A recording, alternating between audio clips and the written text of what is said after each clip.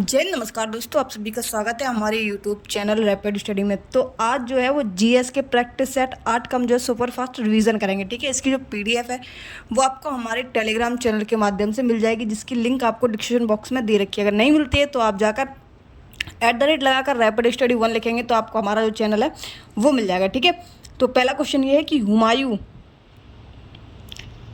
के भाई का नाम क्या था? तो कामरान, अस्करी और हिंदाल जो है वो इनके भाई के नाम थे, किसकी? हुमायूं के। ठीक है, इसके कार्यकाल की बात कर लेते हैं। तो हुमायूं के कार्यकाल में बीच में जो है वो शेरशाह सूरी आ जाता है 1540 से 1555 तक। ठीक है, हुमायूं का जो कार्यकाल है वो 1530 से 1540 रहता है। फिर इसके बीच में जो है वो शेरशाह सूरी आ जाता है।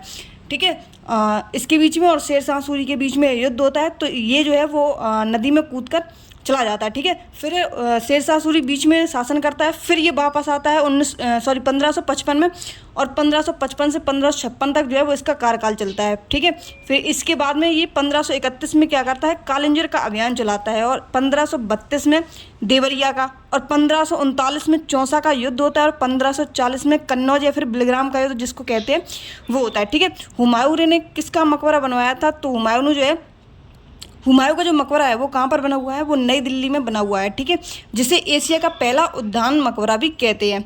इसकी चचेरी बहन की बात कर लेते हैं। तो इसकी एक चचेरी बहन थी गुलबदन बेगम, जिन्होंने एक पुस्तक लिखी थी हुमायूं नामा, जो कि हुमायूं की जीवनी पर आधारित थी। ठीक है, इसके बाद में ज्योतिष विश्वास जो है वो इन्हीं के कार्यकाल में रहते थे। अगला क्वेश्चन ये है कि अकबर के शासनकाल में प्रथम घटना जो है वो कौन सी थी?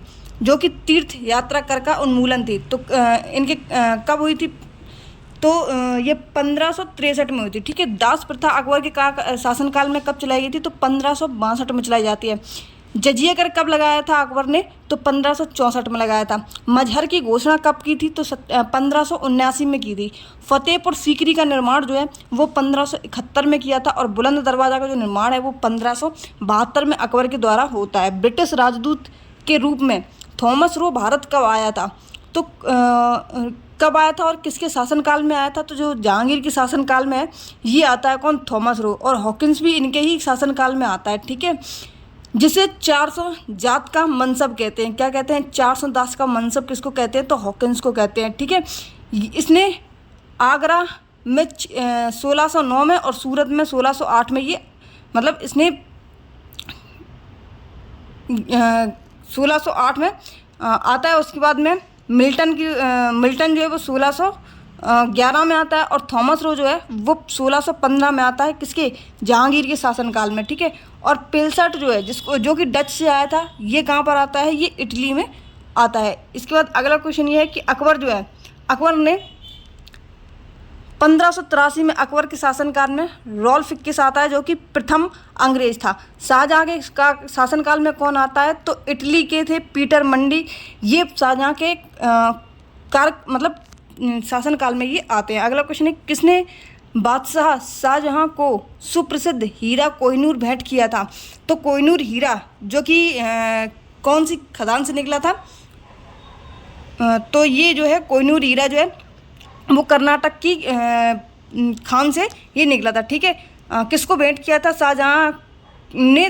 तो ये मीर जुमला को किया था। किसको? मीर जुमला को। जहांगीर के शासनकाल की बात कर लेते हैं। तो 1605 से लेकर 1627 जो है वो जहांगीर का कार्यकाल था। ठीक है, और खुसरो जो है वो इसका बेटा था। किसका? जहांगीर का। ठीक है, किसका था? खुसरो का। ठीक है, इसने क्या किया था? इसने अर्जुन देव की मदद की थी।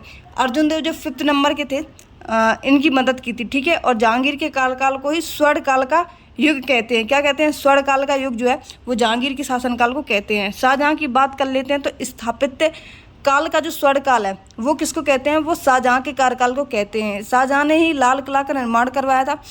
ताजमहल का निर्माण भी इसके द्वारा करवाया गया था। ठीक है, मयूर सिंहासन जो है वो शाहजहाँ के द्वारा इसी के शासनकाल में था।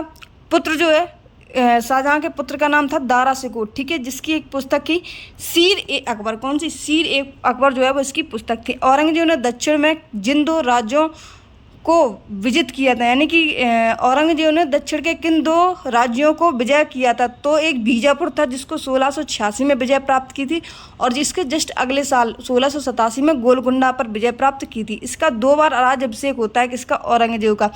1658 में और 1659 में, ठीक है। औरंगजेब का 2 बार जो है वो राज्याभिषेक होता है। मिर्जा जयसिंह द्वारा 1665 में पुरंदर के घेरे के समय कौन सा यात्री उपस्थित था? तो मिर्जा जयसिंह के द्वारा जब पुरंदर के घेरे के समय था 1665 में, तो मनूची जो है उस समय इनके शासनकाल में यात्री था, ठीक है। भारतीय संविधान का 100वां संशोधन किससे संबंधित है? तो 100वां संशोधन जो है वो बांग्लादेश के साथ में जो भूमि सीमा समझौता है इससे संबंधित है। 101 की बात कर लेते हैं तो ये जीएसटी से संबंधित है, गुड्स एंड सर्विस टैक्स, ठीक है। ये 4 प्रकार की लगती है, IGST, UTGST, ठीक है। इसके अलावा CGST और एक IGST लगती है, ठीक है। 102वां किससे संबंधित है? तो OBC के आरक्षण को बढ़ावा से ये संबंधित है। 104वां क्या है? तो SC के आरक्षण जो है वो 10% बढ़ा दिया जाएगा। ये 104वां कॉन्स्टिट्यूशन अमेंडमेंट एक्ट है, ठीक है। 105वां क्या है? तो SEBC इससे संबंधित है। संविधान में संशोधन की जाती है, तो संविधान में जो संशोधन की प्रक्रिया है वो दक्षिण अफ्रीका से ली गई है, ठीक है। और इसमें संशोधन किस में किया जाता है? तो संसद के किसी भी सदन में जो है वो संविधान संशोधन किया जा सकता है, ठीक है, जिसका आर्टिकल 368 है और प्रक्रिया जो है वो 368 के क्लॉज नंबर 2 में दी गई है। राज्यपाल की नियुक्ति कौन करता है? तो राज्यपाल की जो नियुक्ति है वो राष्ट्रपति के द्वारा की जाती है, ठीक है। राष्ट्रपति जो राज्यपाल है वो शपथ किसको किसको दिलाता है? तो स्टेट के CM जो होते हैं उसको शपथ दिलाने का काम राज्यपाल का होता है। महाधिवक्ता को शपथ दिलाने का काम किसका होता है? राज्यपाल का होता है। राज्य लोक सेवा आयोग के सदस्यों को जो है शपथ दिलाने का काम किसका होता है? राज्यपाल का होता है। आर्टिकल की बात कर लेते हैं तो 153 जो है वो होता है, ठीक है। राज्यपाल को पद व गोपनीयता की शपथ दिलाना किसका काम है? तो राज्यपाल को जो शपथ दिलाया जाता है वो हाईकोर्ट के मुख्य न्यायाधीश जो है वो इसको शपथ दिलाने का काम करता है, ठीक है। लेकिन कार्यभार जो है वो राष्ट्रपति के कहने पर ही करेगा। राज्यपाल की क्षमादान शक्ति किस में होती है? तो राज्यपाल की जो क्षमादान शक्ति है वो 161 में होती है और राष्ट्रपति जो है उसकी क्षमादान जो है वो 72 में होती है। राष्ट्रपति जो है वो मृत्युदंड को माफ़ कर सकता है, लेकिन राज्यपाल जो है वो सिर्फ उसको एक्सटेंड कर सकता है, बढ़ा सकता है, ठीक है, लेकिन रोक नहीं सकता। किस राज्य में द्विसदनात्मक विधायिका है? यानी कि द्विसदनात्मक विधायिका कौन कौन से में? एक तो यूपी, कर्नाटक, बिहार, आंध्र, महाराष्ट्र और तेलंगाना। किस किस में है? एक तो यूपी में है, दूसरा बिहार में है, तीसरा है महाराष्ट्र में, फिर कर्नाटक है, आंध्र है और तेलंगाना है, ठीक है। यूपी में कितनी विधानसभा सीटें हैं? तो 100 विधानसभा सीटें हैं। बिहार में कितनी है? तो 75 है। महाराष्ट्र में कितनी है? तो 78 है। कर्नाटक में कितनी है? 75। आंध्रा में कितनी है? 58। तेलंगाना में कितनी है? तो 40, ठीक है। इसके बाद में अगुलहास जलधारा की बात कर लेते हैं, जो कि एक गर्म जलधारा है। कौन सी है?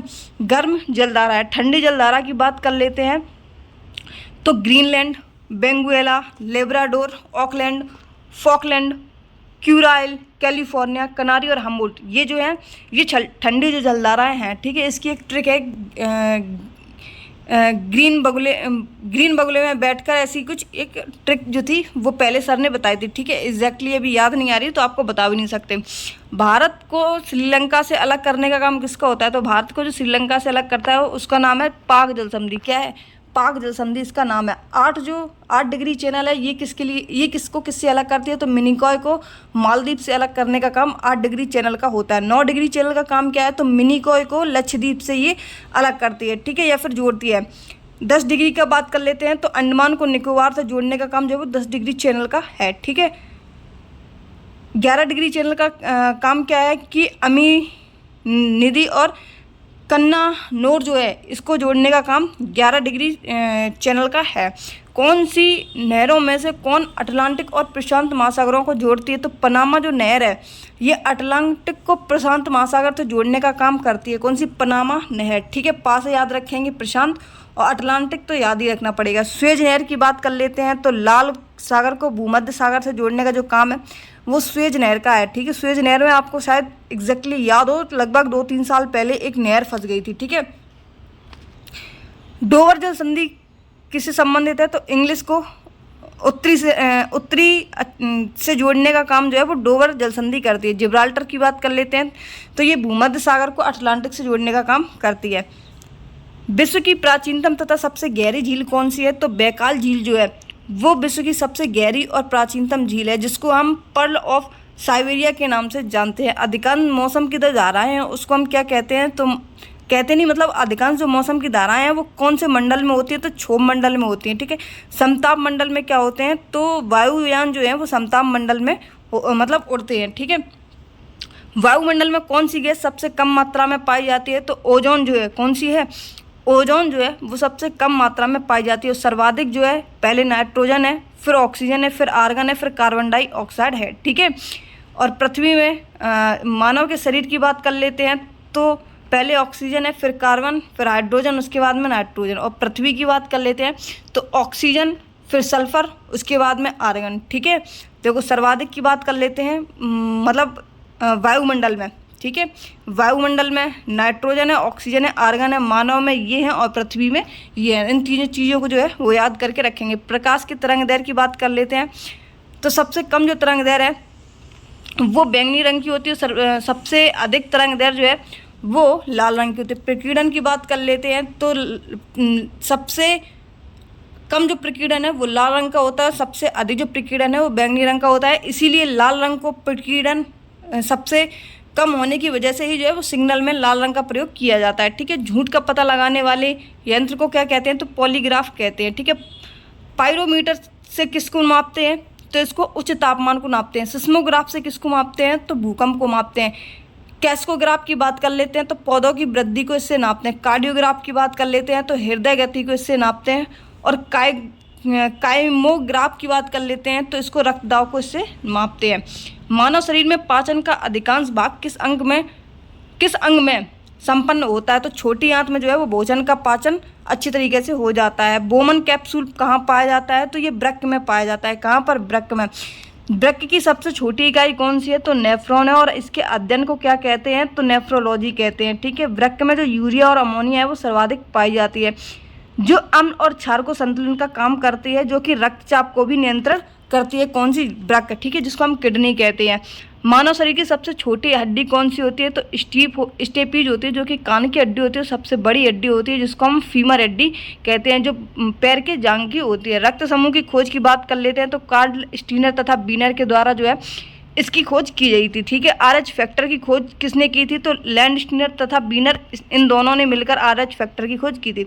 भारत में सिक्कों की दलाई किसके द्वारा की जाती है, तो भारत सरकार जो है सिक्कों की मतलब बनाते कौन है, तो भारत सरकार बनाती है। जिसमें 2 टकसाल जो है मतलब 2 टकसाल जो है वो 4 हैं। मतलब जहाँ पर सिक्के बनते हैं वो कौन से स्थान है, तो 4 स्थान है। एक तो मुंबई में बनता है, कोलकाता में, हैदराबाद में और नोएडा में बनाया जाता है। ठीक है, मतलब जो सिक्के हैं वो ये 4 जगह पे बनते हैं।